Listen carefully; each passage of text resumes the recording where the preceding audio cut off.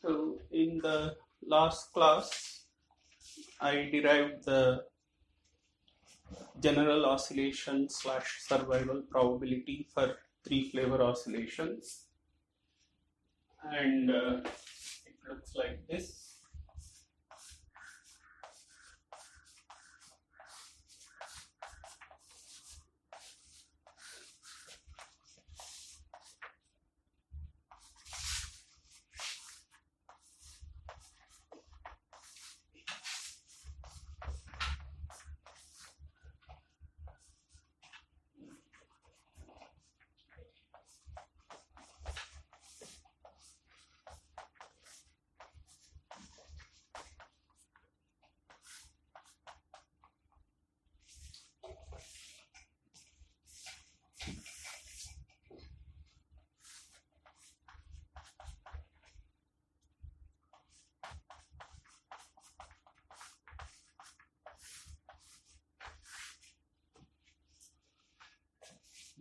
Here I put plus or minus, I think, minus 2 times imagine.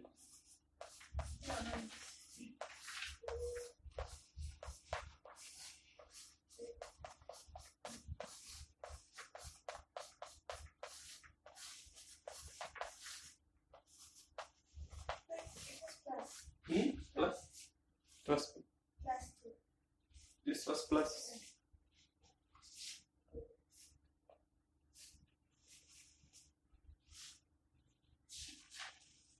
No, I'm sure it was minus.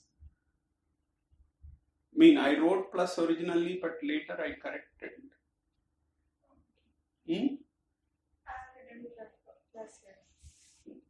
I'm sorry, do you remember? Yes, See, okay, this is a confusion. We'll have a lot of time, so let us actually do the calculation properly and settle it so that we will not keep coming back to it again and again. So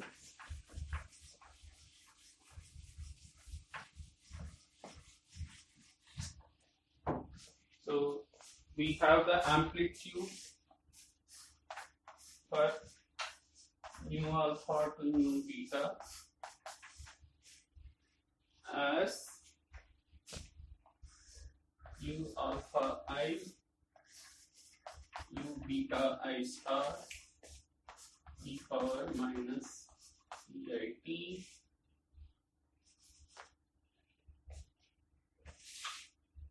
sum over I. This is okay. Fine. So probability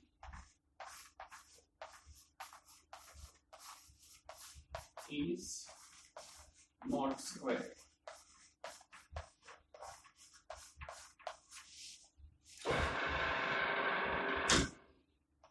So this is sum over I, u alpha I, u beta I star e power minus EIT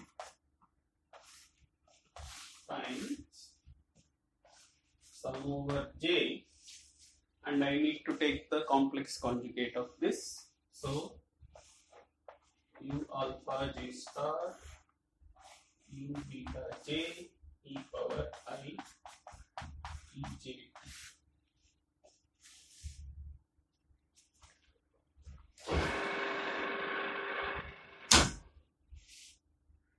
Now there are 3 terms here, so product should contain 9 terms, and out of those 9 terms, 3 of them will be real, other 6 will be 3 pairs of complex conjugates. So the 3 real terms are mod u alpha I j square, u alpha I square, u beta, no, sorry, will be I in both cases,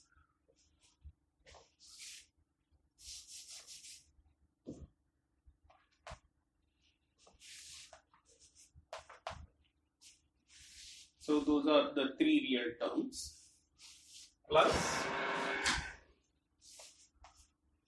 I will explicitly write out the 1, 2, 2, 1 terms, and the other terms we can imagine.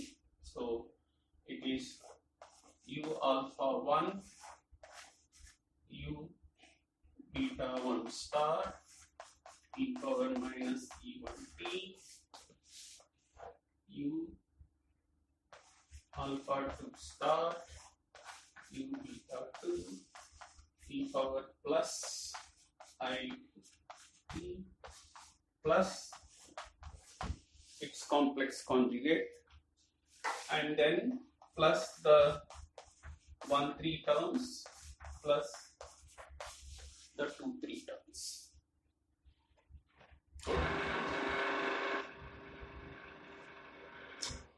Now I write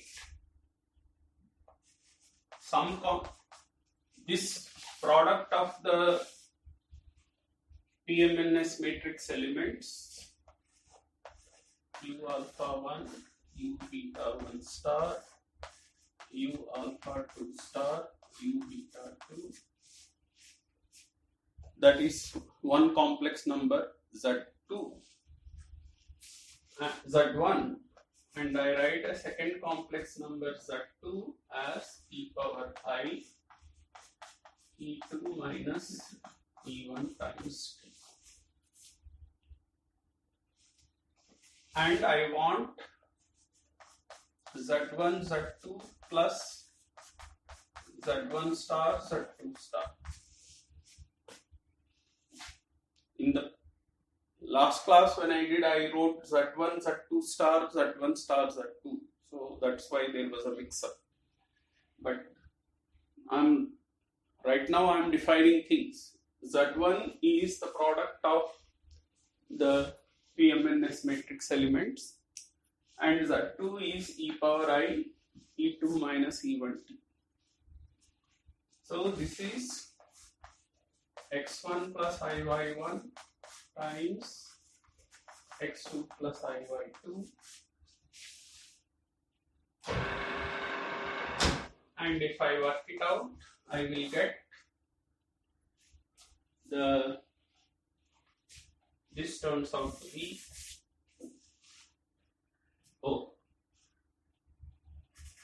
that is Z1 Z2 plus x1 minus iy1 times x2 minus iy2. So this is Z1 times Z2, this is Z1 star times Z2 star, and if I work it out, this by definition is real, so I can be sure that the imaginary terms will cancel out when I do this expansion. I will get twice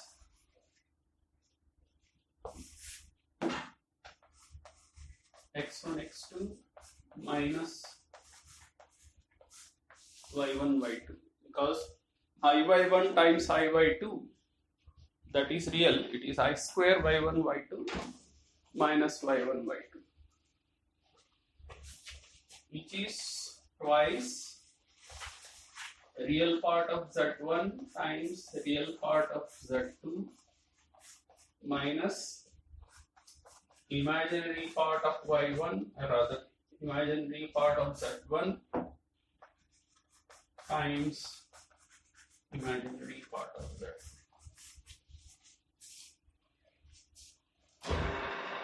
So this is the formula I will use to evaluate that.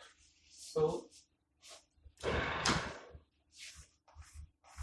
P mu alpha to mu beta is sum over I mod u alpha I square u beta I square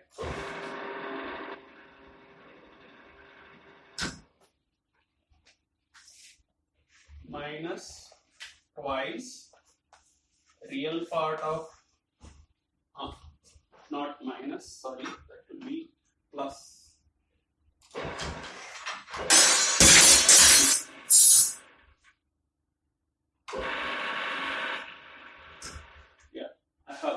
plus Z1 Z2 plus Z1 star Z2 star, so this will be plus.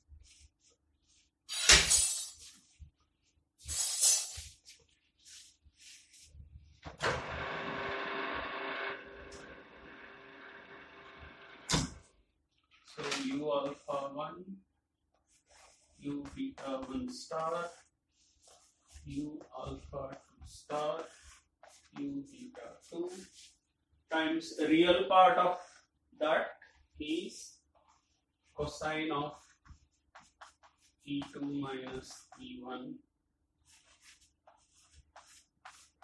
T minus 2 times imaginary part of U alpha 1, U beta 1 star, U alpha 2, U beta 2 star, sine of E2 minus E1 naught. So there is a minus sign. And here to this one, I add and subtract this 2 times real alpha 2 times real U alpha 1 plus U beta 1 star, etc., etc. If I do that,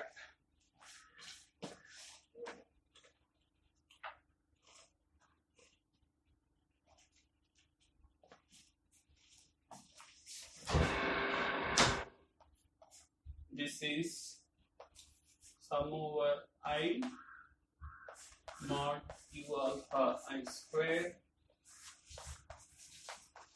U beta I square plus 2 real plus 2 real U alpha I, and here I should plus sum over I less than j 2 alpha I 2 beta I star 2 alpha j star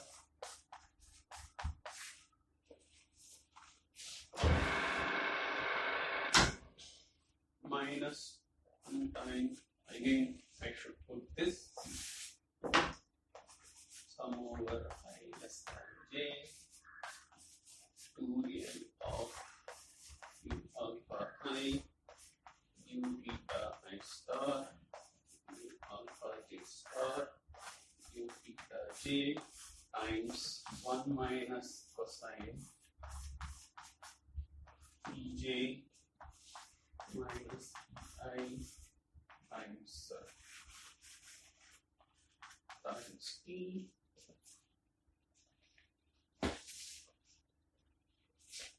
minus 2 I less than j imaginary part of U alpha I U beta I star U alpha j star U beta j times sine j minus and this 1 minus cos I write as twice sine square, and also this I find is U alpha I times U beta I star sum over I mod square, which is delta alpha beta because of the orthogonality. So that gives the final formula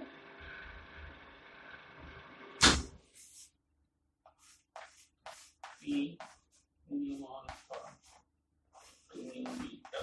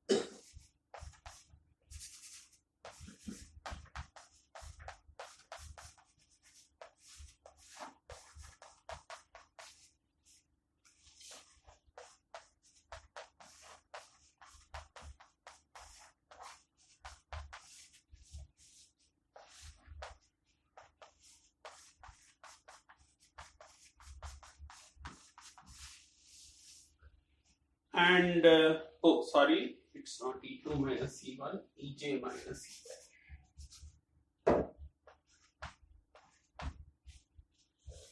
Yeah. Those are two terms. I mean, if all the way above. Yeah. You wrote only the two terms. Okay, here there's the 1-3 terms plus the 2-3 terms are there. Yeah.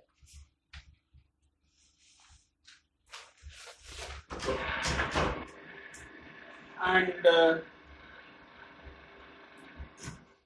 I used this formula in the last class to discuss about CP violation and T violation, etc. But one thing I did not mention, which is the beginning point of today's lecture, is for any neutrino which can be detected, it has to be ultra relativistic. So we make the ultra relativistic approximation here, and so it means that EJ minus EI times T be replaced by m square J minus m square I times L by 2E, and then we restore units, and when we restore units this becomes 2.54 delta m square Ji L over E. When it is 1 over 4E, it is 1.27. If it is 1 over 2E, then it is 2.54. So we can rewrite the formula once more in terms of the mass square differences. So in general, my mu alpha beta depends on how many parameters. There are the mixing matrix elements, and the mixing matrix is parameterized in terms of how many parameters. This is what we discussed in the last class. So mixing matrix contains how many parameters?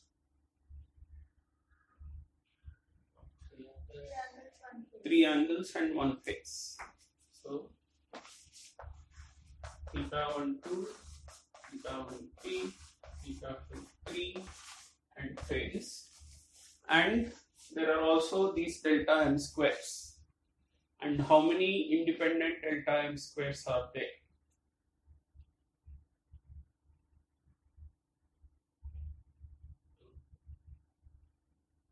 There are 3 masses, m1, m2, m3.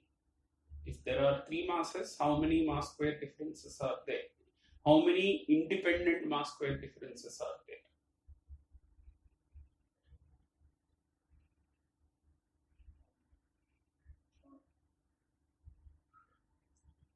I mean, to take difference, how many masses do you need? 2. So how many mass differences are there? 3. But how many of them are independent? 2.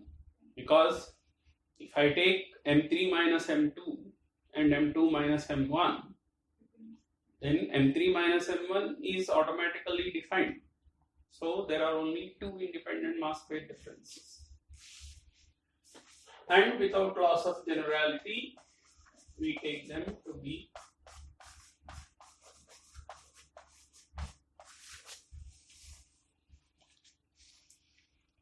so.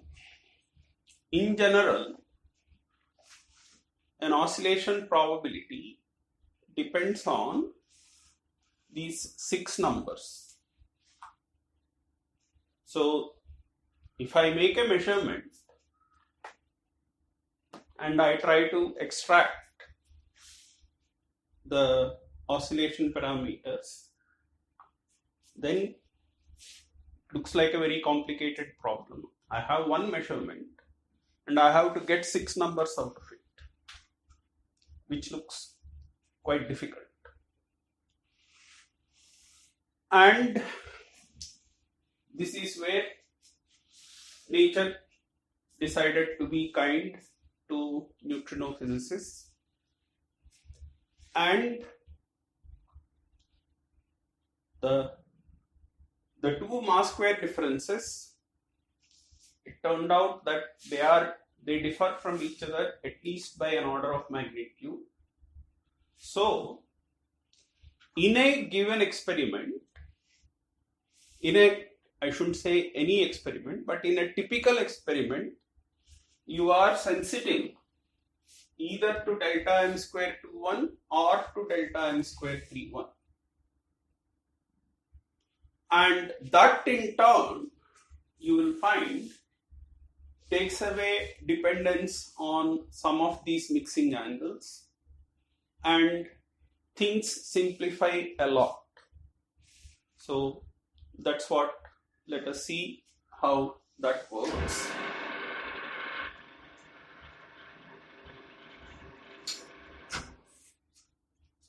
Yeah. Okay.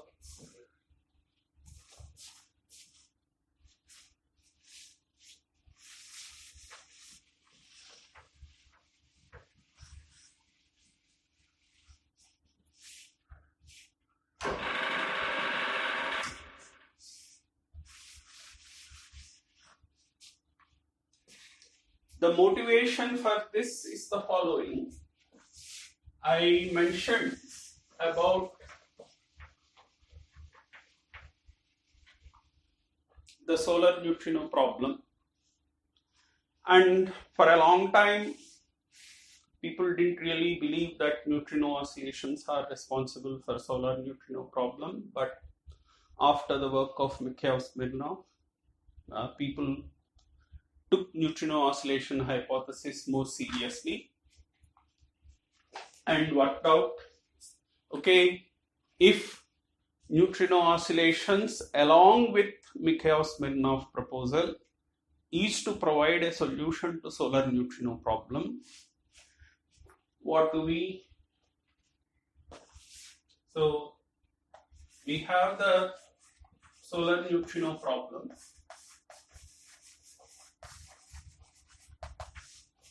And we pretend that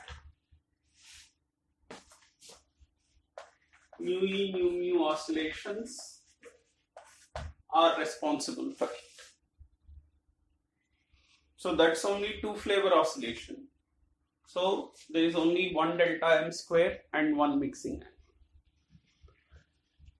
And so if we pretend this and then put in the matter effects as given by Mikhail-Smirnov and work it out, we find that we need delta m square solar in the range 10 power minus 5 to 10 power minus 4 GeV square. Mixing angle we will not worry about right now. Let's concentrate on delta m square. And if solar neutrinos along with Mikhail-Smirnov mechanism is to provide a solution to solar neutrino problem, I need a delta m square in this range. And there is also atmospheric neutrino problem which came up in the 1980s. And here again we pretend that this is mu to mu tau oscillations. Then, so once again we pretend there are only two flavors oscillating, so there is only one delta m square responsible. Then we get an answer that delta m square atmospheric should be in the range 10 power minus 3 to 10 power minus 2 eV square. So this is the important point, that, and of course if we have, when I have three flavors, I can have a simultaneous explanation of solar neutrino problem and atmospheric neutrino problem within three-flavor oscillations. So, but if I want to have that, it means that one of the mass square differences should be in this range and the other mass square difference should be in this range. That is, the two mass square differences differ at least by an order of magnitude. That automatically means that the dependent mass square difference is equal to this larger mass square difference. If I say that the 2-1 number is 1 and the 3-2 number is 10, 3-1 number will be, depending on the signs, it will be 9 or 11. It is closer to the larger one. So, because of this, we have a huge advantage in designing neutrino oscillation experiments with man-made sources. If you remember, we discussed this before. We have reactor neutrinos and we have accelerator neutrinos. Reactor neutrinos have energies between roughly 1 to 10 MeV. 1 to 10 MeV. Accelerator neutrinos have energies of a few GeV. And the distance between the source and the detector, if I am doing an experiment with man-made sources, that distance is fixed. So if I fix the distance, then my L over E is fixed, which means that depending on my design, I am sensitive either to this mass square difference or to this. It's very difficult to be sensitive to both. I'm not saying it's impossible, but it's difficult. So, because of this minimum order of magnitude difference between delta m square atmosphere and delta m square solar, when we try to put them together within a three-flavor oscillation framework, I find that in a given experiment, I am sensitive either to the smaller mass square difference or to the larger mass square difference, not to both. Therefore, and that leads to a huge simplification, and that in turn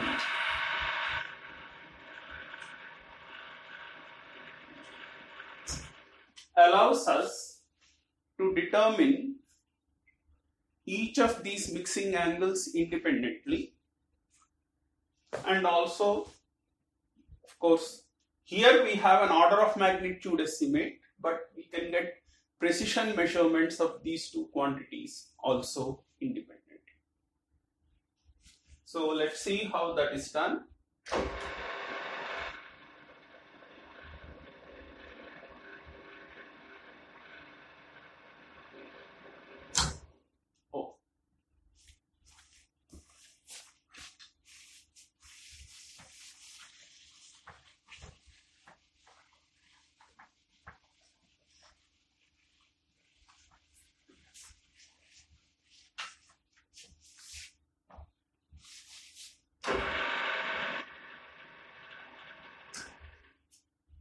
So we consider three types of experiments.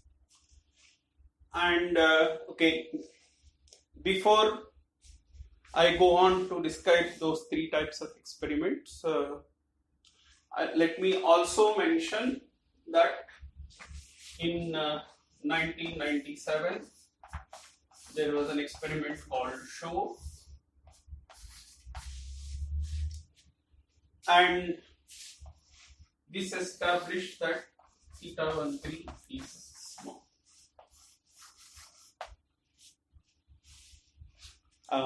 Actually, here I indulge in a little bit of self-dabba. SHOW experiment actually presented their results, and it was my PhD student at that time, and a senior professor, Professor Rajshekaran. I don't know if you have met him. He is very active in INO. Three of us wrote a paper pointing out that the SHOW results actually imply that the mixing angle theta 13 is small. Actually, let me actually quantify it. Meant that sine squared to theta 13 is less than 0.1. How that comes, we will see a bit later, but I'm going to use this result, so I'll mention that.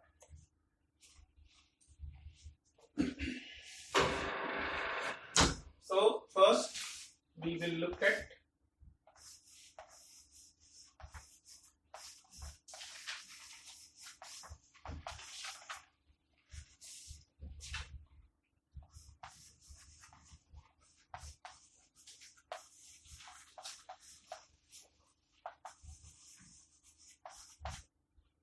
so far there is only one, though there is a proposal to construct one more.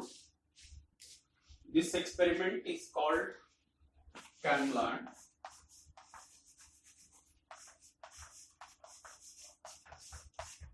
And had a baseline. By the way, we have to actually, I use the word here, long baseline. So there is some argument as to what qualifies as long baseline.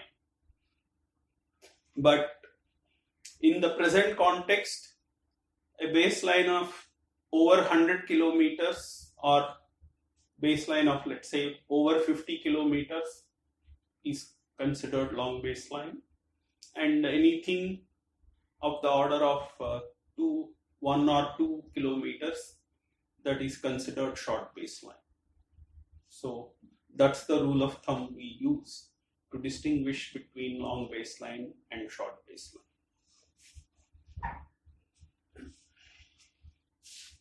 And as I said, this is a reactor neutrino experiment, which means E nu is in the range about 3 to 10 MeV. So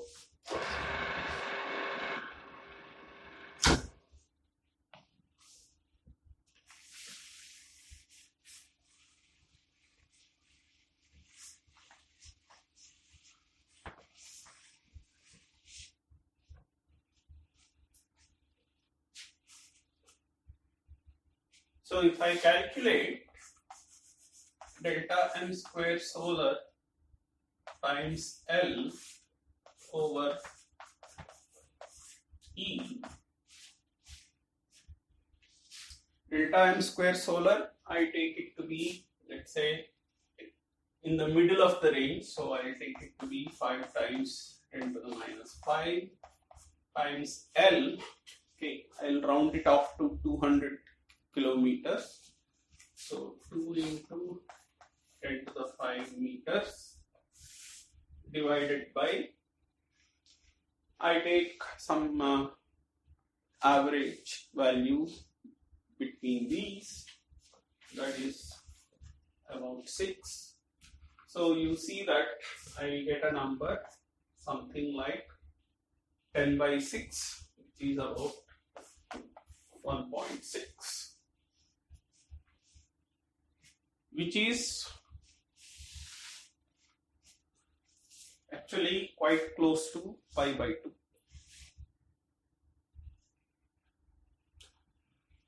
So the Cameron experiment is likely to be sensitive to delta m square solar. But if I do the same calculation with delta m square atmospheric,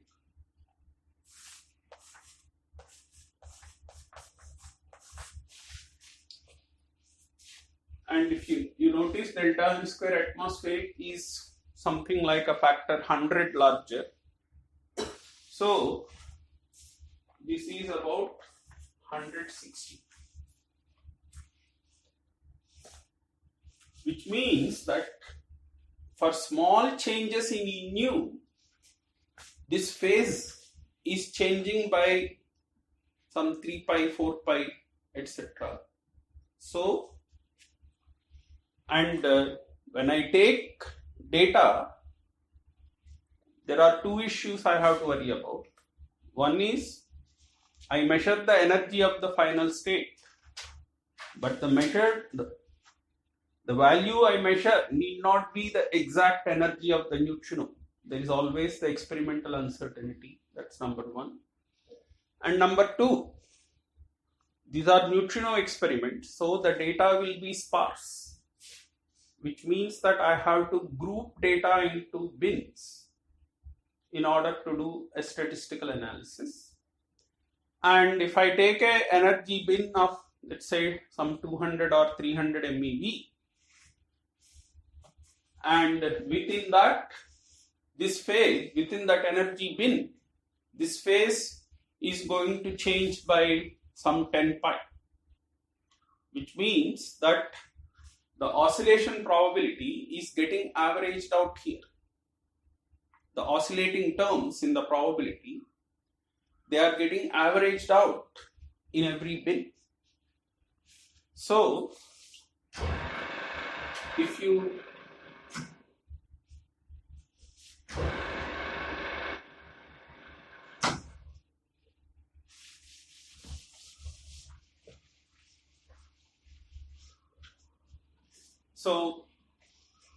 we note that this experiment is sensitive only to the smaller mass square difference. The two mass square differences corresponding to the larger value, they will get averaged out. That's point number one. Point number two, the three-flavor oscillation probability talks about delta m square 21, delta m square 31, etc. It doesn't talk about delta m square solar and delta m square atmosphere. So, which one do I associate? How do I make the mapping? And here, without loss of generality, we can identify delta m square 21 with delta m square solar and delta m.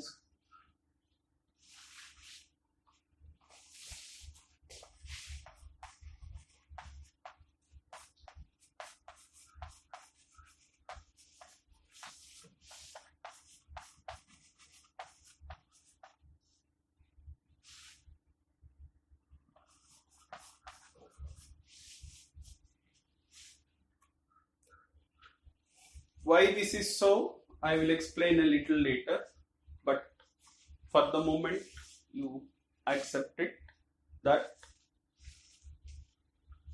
there are three states, and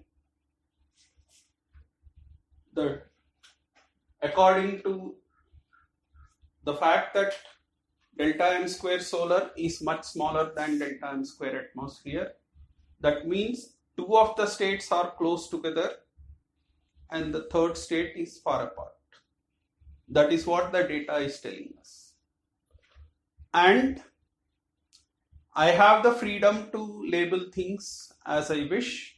Therefore, I will label the two states which are closer together to be 1 and 2, and the state which is farther apart I will label 3.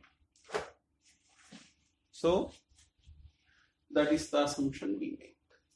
See, if I can directly measure the masses m1, m2, m3, then it makes sense to label the lowest mass m1, middle mass m2, highest mass m3. But I am not able to measure those masses. So to start with, actually there is no guidance I have to label which state should I label 1, which state I should label 2, which state I should label 3. There is no guidance at all. The only clue I have is that of the 3 states, 2 are close together, third one is far apart. That's the only clue I have. So I choose to label the two states which are close together, 1 and 2. The state which is far apart, I label 3. That's my choice. So I make this choice, and as I just argued, the oscillating terms containing delta m square 3.1 and delta m square 3.2, they get averaged out, which means that the sine terms will average out to 0 and the sine square term will average out to half.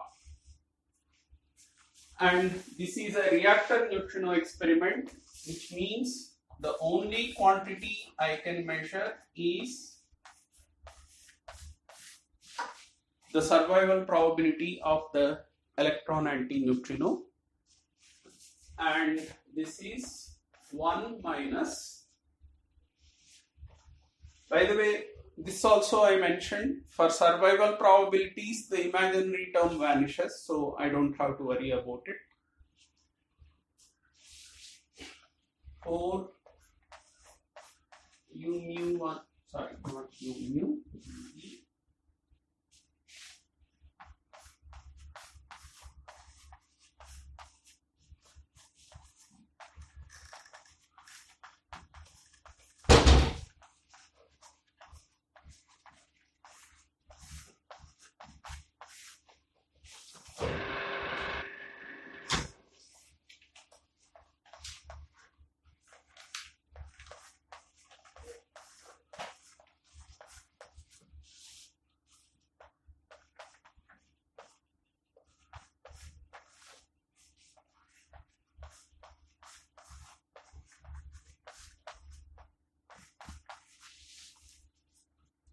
so in the case of 1,3 tau, the oscillating phase is driven by delta m square 3.1, that is averaging out to half.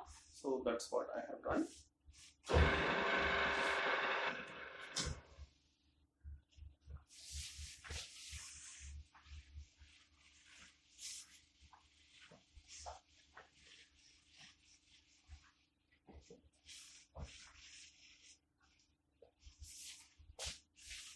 So this is 1 minus 4, and if you work out UE1, you will find that it is cos theta 1,3 square, cos square theta 1,2, and UE2 square, if you work out, you will find that it is cos square theta 1,3, sine square theta 1,2, sine square 1.27 delta m square 2.1 L over E. And here I have UE3 square common, UE1 square plus UE2 square. And by definition that is 1 minus UE3 square. And if you work out, you will find mod UE3 square is sine square theta 1,3. So 1 minus UE3 square is cos square theta 1 3.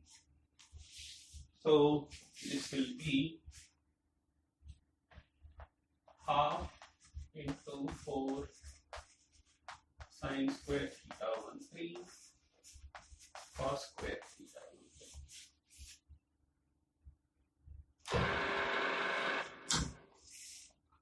So this will be 1 minus half sin square 2 theta 1 3 minus cos power 4 theta 1 3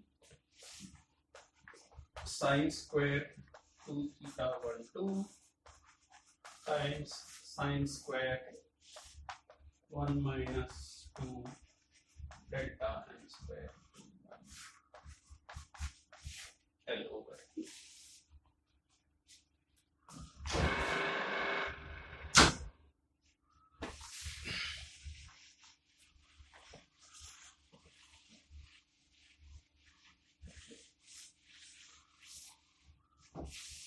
And in the limit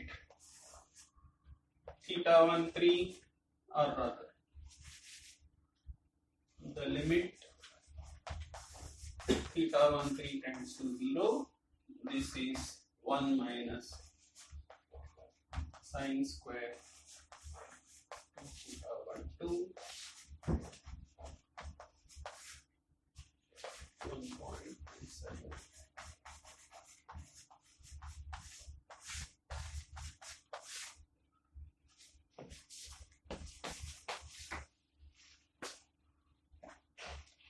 And this looks like the survival probability for a two-flavor case. That as far as the Camland experiment is concerned, we can assume that the third neutrino flavor, rather I shouldn't say third neutrino flavor, the third neutrino mass eigenstate, it's not playing much role because UE3, the coupling between the third mass eigenstate and the electron neutrino, it is very small, and if I set it equal to 0, I don't have to worry about it at all, and I get a simple two-flavor oscillation probability. Well, two-flavor survival probability. And as I discussed in the last class, the first data from this experiment published in 2002, there they looked at the measured number of events by expected number of events.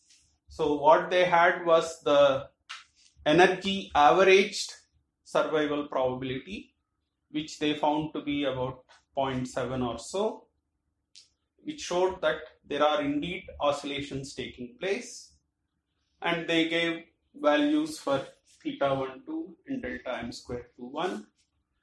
And in 2004 they had more data, so they did a spectral analysis, that is, they analyzed their data as a function of neutrino energy.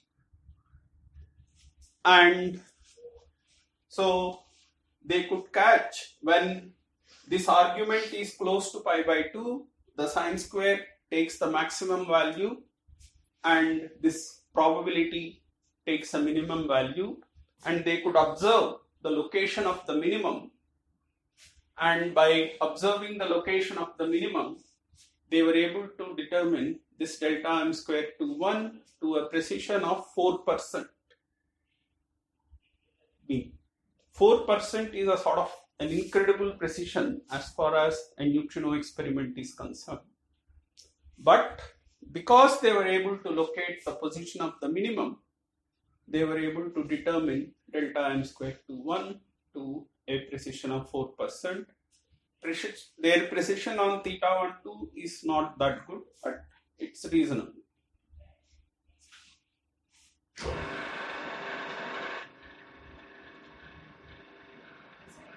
Yeah. Precision of 4% means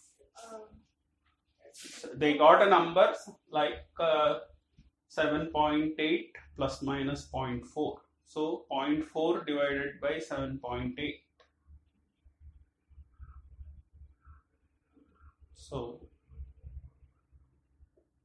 like roughly 0.4 on in 10. So no, sorry, yeah, 0.4 in 10. So 4 in 100 is 4% precision. Yeah. Theta 13 small means the electron neutrino contains very little of the Third mass eigenstate. Yes.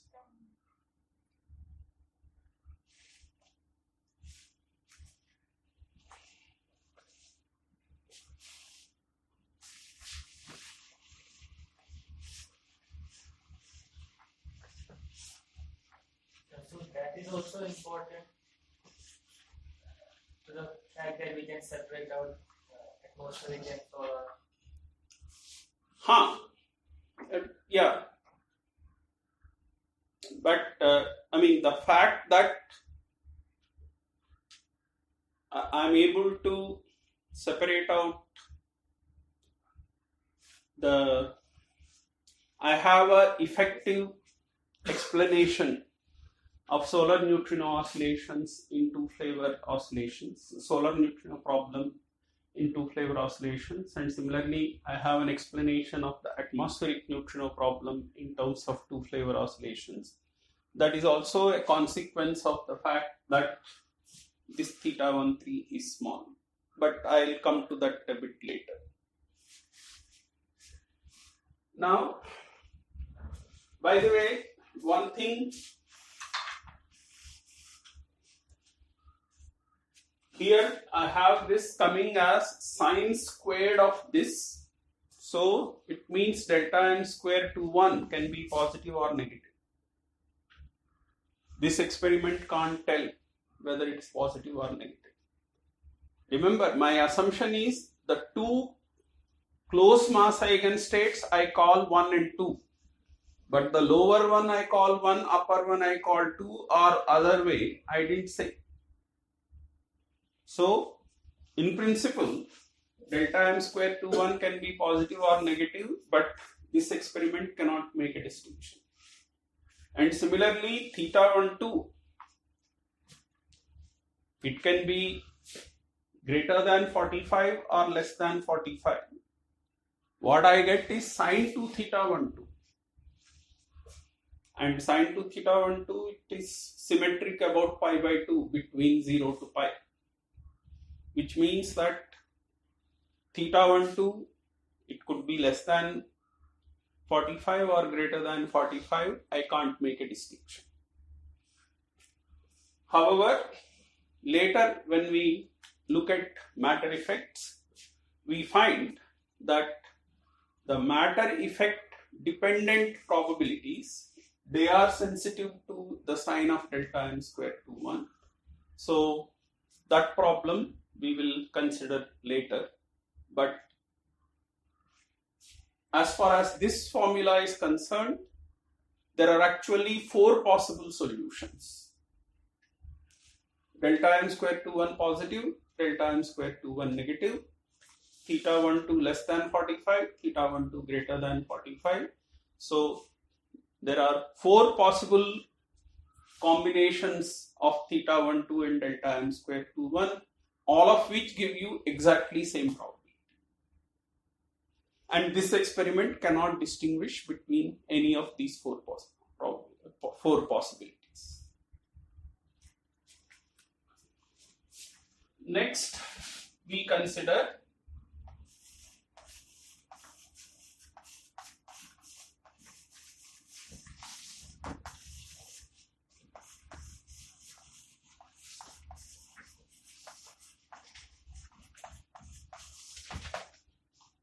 short baseline reactor neutrino experiments.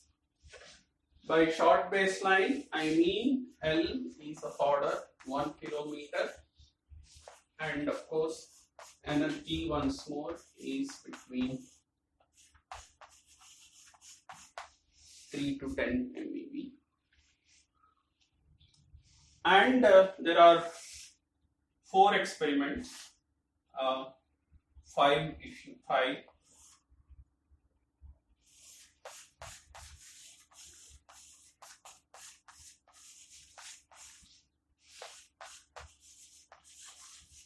These two experiments are from 1990s,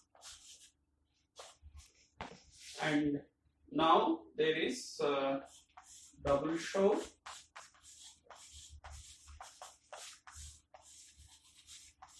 Diabe, and Reno.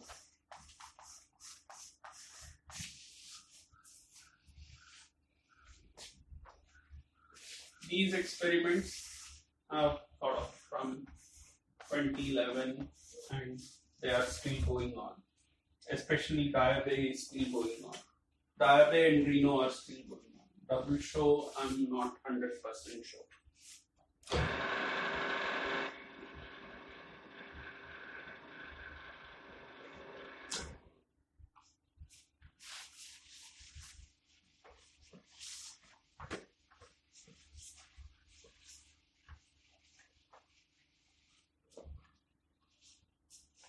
So,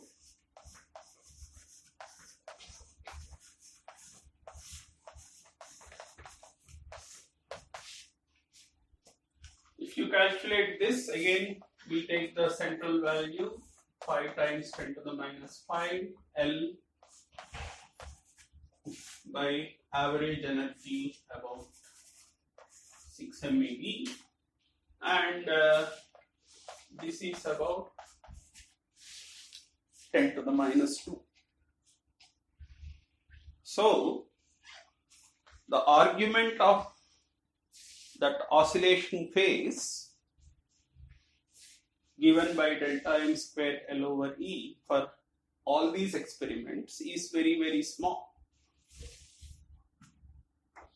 So, and I have sine squared of this phase. So, that will be like 10 to the minus 4. So, my ability to make any measurement would be, make this measurement is very difficult. On the other hand, delta m square atmosphere L over E nu, that's roughly 100 times larger. So, it's of order 1. So, these experiments are sensitive to the larger mass square difference. And once again, it's a reactor neutrino experiment, so it can only measure nu E bar survival probability.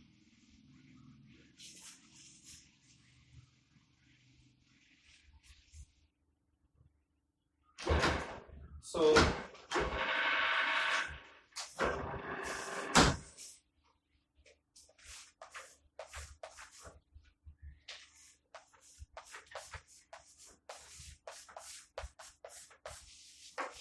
the first term involves delta n square to 1, but I said that phase is too small, so I neglect that first term, and so I'll put 0. 4 into mod UE1 square mod UE3 square sine square 1.27 delta n square 31 L over E minus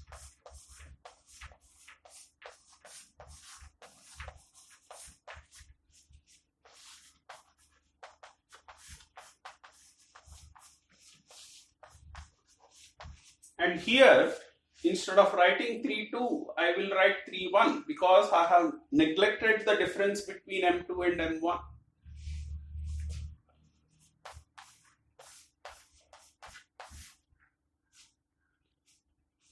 And now I can take this UE3 common out and I have UE1 square plus UE2 square, which is 1 minus UE3 square.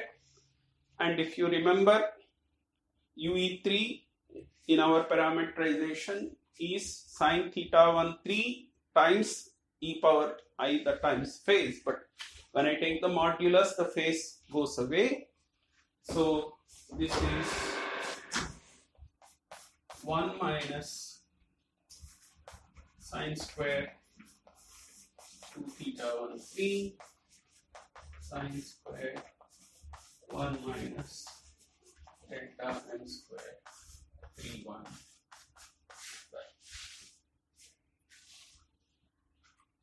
So once again, I have a formula which is effective two-flavor oscillation formula.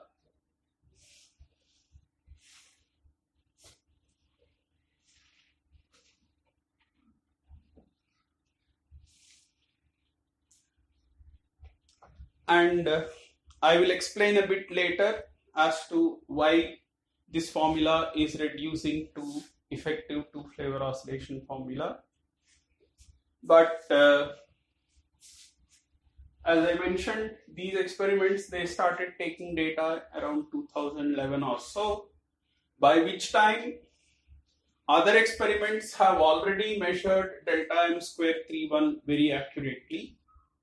So they have used that information and actually made a measurement of sine square 2 theta 1 3. In 97, Shaw and Palo-Verde, they set an upper limit that it should be less than 0.1. But these experiments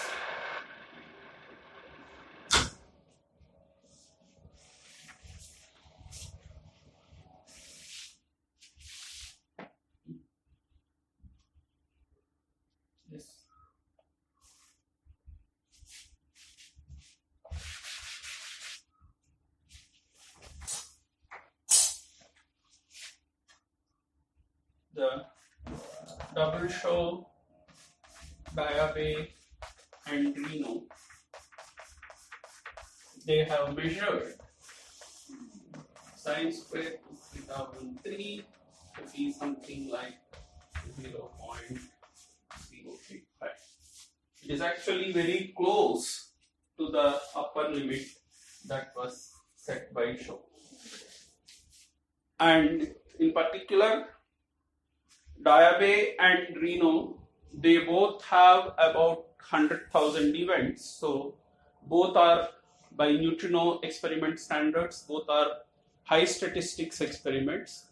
So here also, this angle is measured to something like 3% precision. So the error bar now is about 3% on this. Initially, they said they measured only they looked at the overall suppression and measured theta 1 3. But with 100,000 events, you can do a lot of fancy statistical analysis, which they did, and independently determined this delta m square 3 1, which matched. They searched for the minimum, and using the minimum, they determined delta m square 3 1, which matched the measurement made by previous experiments.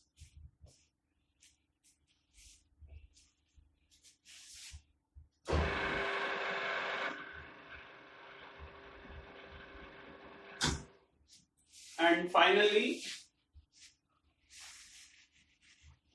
we consider the third type of experiment, which is long baseline accelerator experiment. And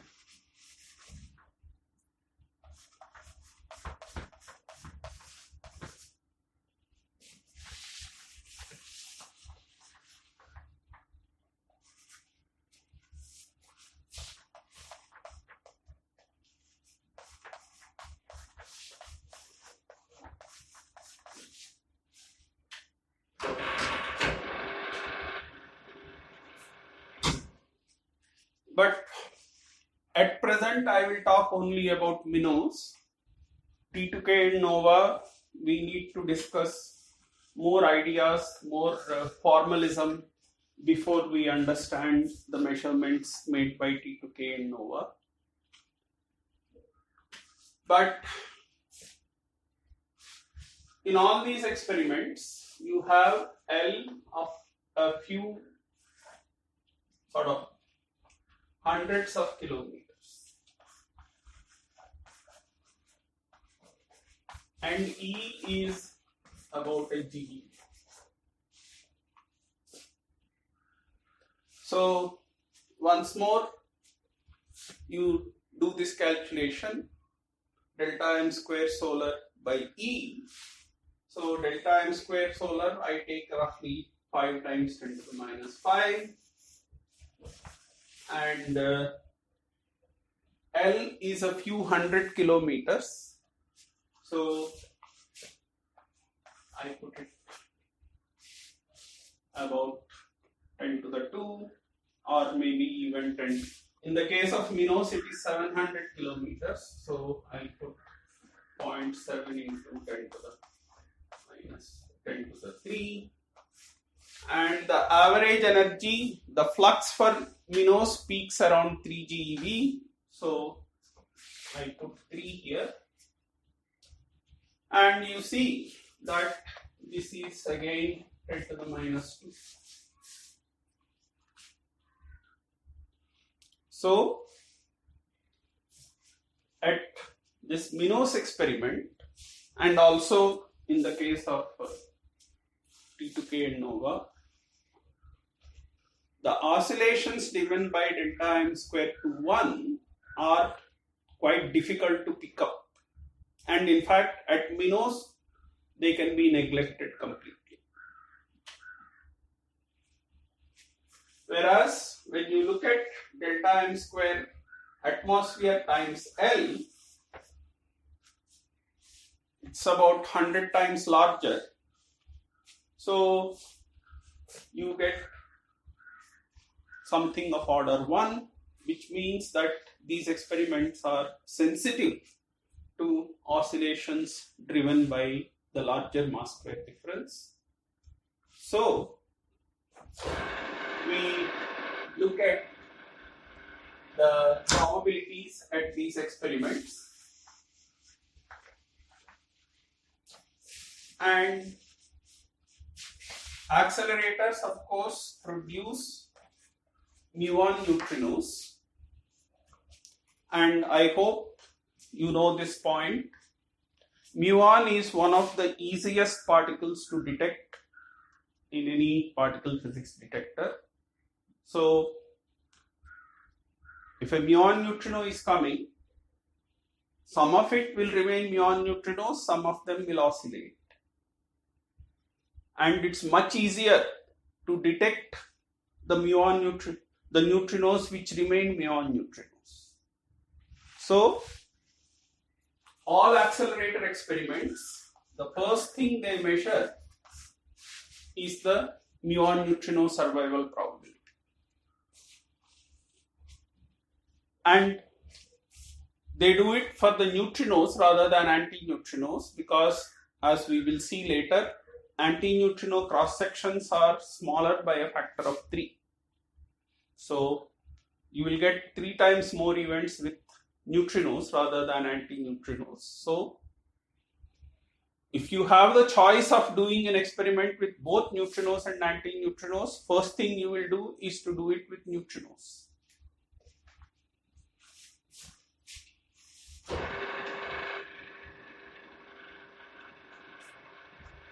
And if you look at this probability,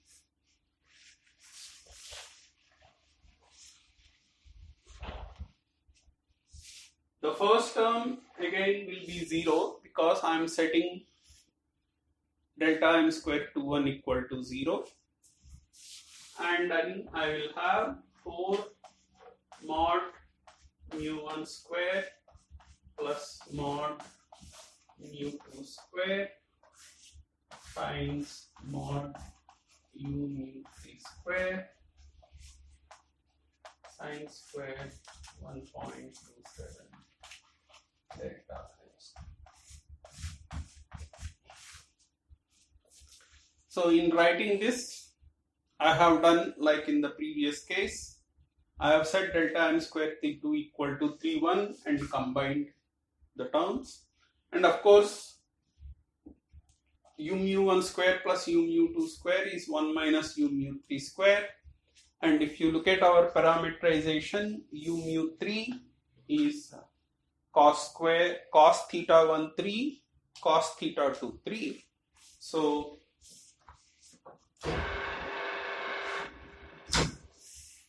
this formula becomes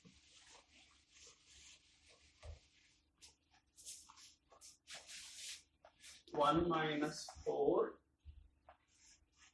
cos square theta 1 3 cos square theta 2 3 times 1 minus cos square theta 1 3 cos square theta 2 3 sin square 1.27 delta n square 31 L by E.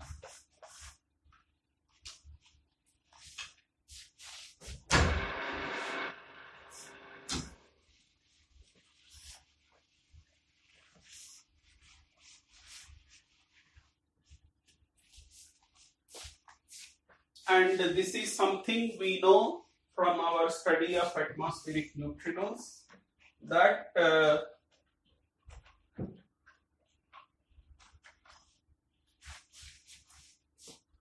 theta 2 3 is much larger than theta 1 3, and theta 1 3 we know is very small. So in the limit theta 1 3 tends to 0, this is 1 minus sin square 2 theta 2 3 times sin square delta n square 31 L. So once again we have a probability that is ineffective three-flavor probability. Therefore, and once again we measure this survival probability as a function of neutrino energy. I've said it very easily. Doing it in actual fact is quite difficult, but they have managed it.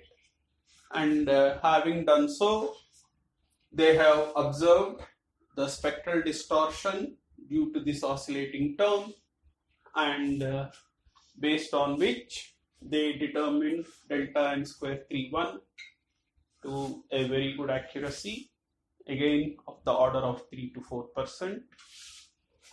And they have measured sin square 2 theta 2 3 to a very good accuracy, but here we have a problem. The answer that we get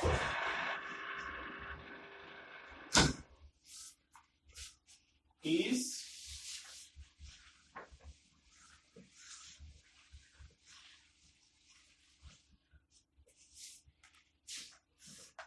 out of sin square 2 theta 2 3 is something like in the range 0.92 to 1.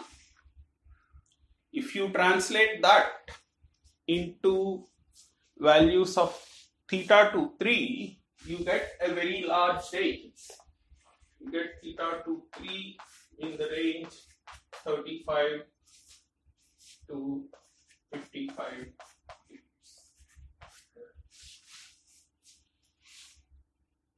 So this is called the octant ambiguity of theta 2 3, and of course we need to do other fancier experiments to resolve this octant ambiguity. And in fact, it is sort of felt that maybe atmospheric neutrinos actually can help in this, but so this is the story about how the three mixing angles are measured and the two mass square differences are measured using man-made sources. They were all estimated beforehand based on solar neutrino problem and atmospheric neutrino problem, but the precision measurements which have been going on for the past 20 years. They all used man-made sources, and so these three sets of experiments measured the mixing angles and the mass square differences. Question is about the phase delta. How to measure the phase delta? That's a very tricky question, and here nature complicated life for neutrino physicists by adding what we call matter effect. So, and the matter effect fakes CP violation. So, we need to first understand matter effect, and then we need to understand how to disentangle matter effect from CP violation, and then only we can determine the CP violating phase. So I will discuss that in the next class. What's the time? It's past 11 already. Yeah. Okay, I'll take 5 minutes to explain one point about which Jones made a comment as to how this disentangling is taking place.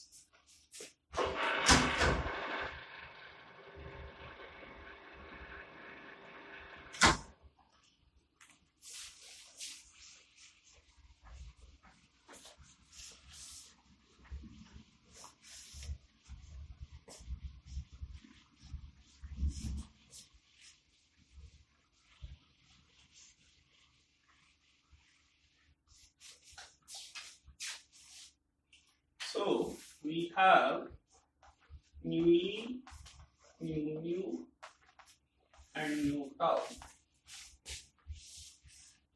They mix with the 2 by 2 matrix. Actually, I'll write it the other way. There is the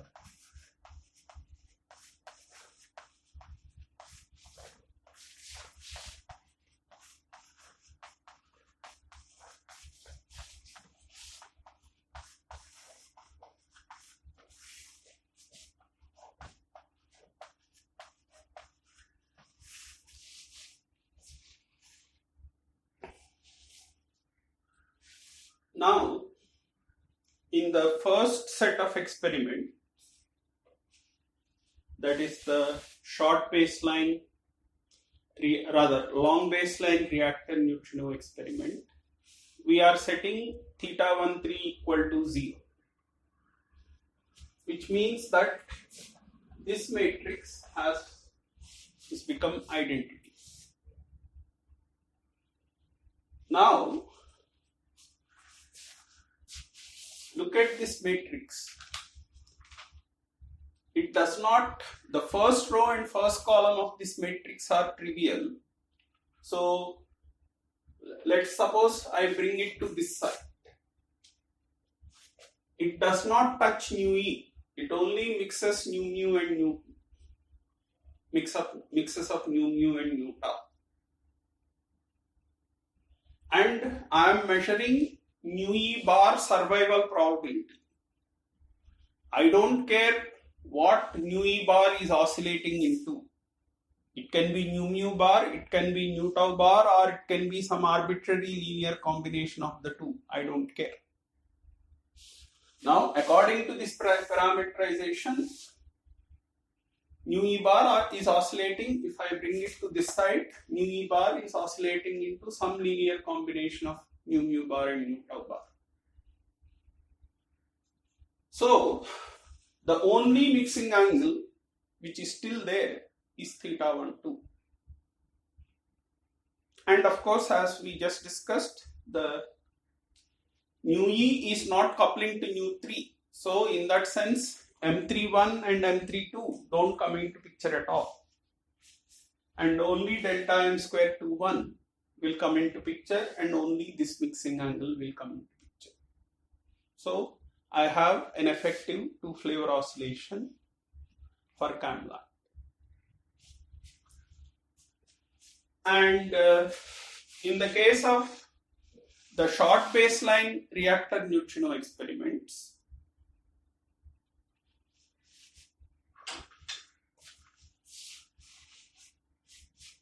I am setting mass of nu1 to be same as mass of nu2. So if I take some linear combination of nu1 and nu2, they will both have same mass. And this R12 matrix is acting only on nu1 and nu2. It is not touching nu3. So when this acts on it, I'll have some nu1 prime, nu2 prime, but both of the same mass. So this does not matter. And here it's the same argument as before. I am measuring nu e bar going to nu e bar. What it is going into, I don't care. So I bring it to this side and it doesn't matter. So only thing that remains behind is this U13 matrix, and of course the mass difference between this nu3 and the common mass of nu1 and nu2. That's the only mass square difference that remains behind in the problem, and the only mixing angle that remains is theta 1. So again I have effective two-flavor oscillation. In the case of long baseline accelerator neutrinos, I am setting nu1 equal to nu2. So this one disappears. And I am setting theta 1 through equal to 0. So this one also disappears.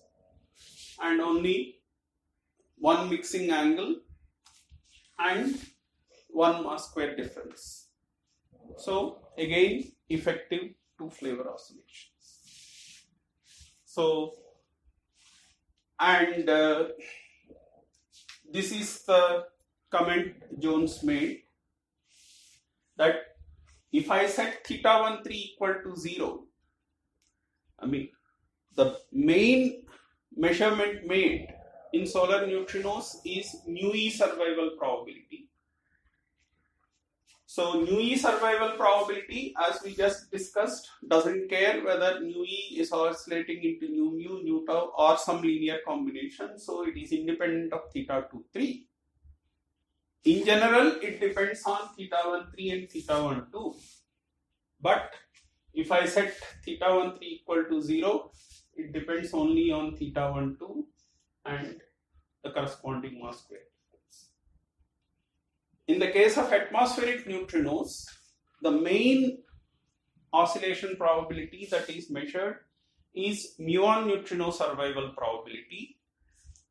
And if I set nu1 equal to nu2,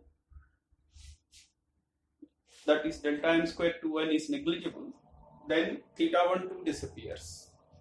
And if I set theta 13 also equal to 0, there is only one mass square, one mixing angle and one mass square difference. So it again reduces to two-flavor oscillations. And in fact, this particular parameterization of the mixing matrix was advocated precisely for this reason, that with this parameterization, solar mixing depends on theta 12, theta 13. Atmospheric mixing depends on theta 23, theta 13. And because of which, and later when showed that theta 13 is small, they actually, the two problems actually decay. So in that sense, I mean, in principle, I could have put these three matrices in various different orders, but this particular ordering is the most convenient one to do the solar neutrino analysis of solar neutrino data, analysis of atmospheric neutrino data, and later also, as we just saw, they are equally convenient to do the analysis of the long baseline reactor neutrino experiments, short baseline reactor neutrino experiments, and of course the long baseline accelerator neutrino experiments. So that is the reasoning behind this particular parameterization of PMMS matrix. Okay, so we'll meet on Saturday, where I will talk about